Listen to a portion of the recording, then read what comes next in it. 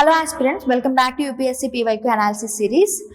Previous వీడియోలో మనం ఐసోథర్మ్స్ concept and దాని మీద ఇచ్చిన 2024 PYQ క్వశ్చన్ చూసాం కదా.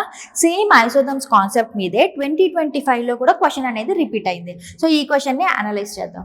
Consider the following statement. Statement 1. In January in the northern hemisphere the isotherms bends equatorwards while crossing the land masses and polewards while crossing the oceans.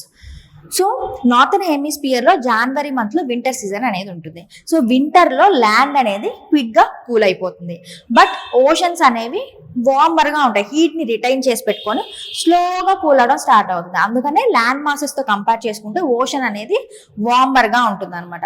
So వార్మర్గా ఉండడం వల్ల oceans వైపు ఐసోథర్మ్స్ వెళ్ళేటప్పుడు పోల్వర్డ్స్గా వెళ్తాయి, అండ్ కిందకి land masses వైపు వచ్చేటప్పుడు ఏమో equator వర్డ్స్గా వెళ్తాయి. వై? బికాస్ సోలార్ రేడియేషన్స్ అనేవి ఈక్వేటర్ దగ్గర ఎక్కువగా పడతాయి కాబట్టి ఇక్కడ ల్యాండ్ మాసెస్ అనేవి కొంచెం వేడిగా ఉంటాయి.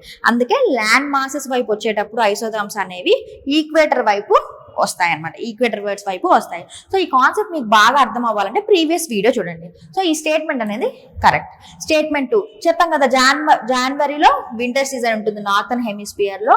సో ల్యాండ్ అనేది త్వరగా కూల్ అయిపోయింది కాబట్టి ఓషన్లో వార్మర్ ఎయిర్ ఉంటుంది. అదే ఇచ్చారు, the air over the oceans is warmer than that over the land masses in the northern hemisphere అని చెప్పి ఇది కూడా కరెక్ట్ స్టేట్మెంటే. సో ఈ రీజన్ వల్లే ఇవి ఐసోథర్మ్స్ అనేవి పోల్ వైపు వెళ్ళేటప్పుడు ఓషన్స్ వైపు వెళ్ళేదేమో పోల్ వర్డ్స్ వైపు వెళ్ళాయి, అండ్ ల్యాండ్ మాసెస్ వైపు వచ్చేటప్పుడు ఏమో ఈక్వేటర్ వర్డ్స్ వైపు వచ్చాయి.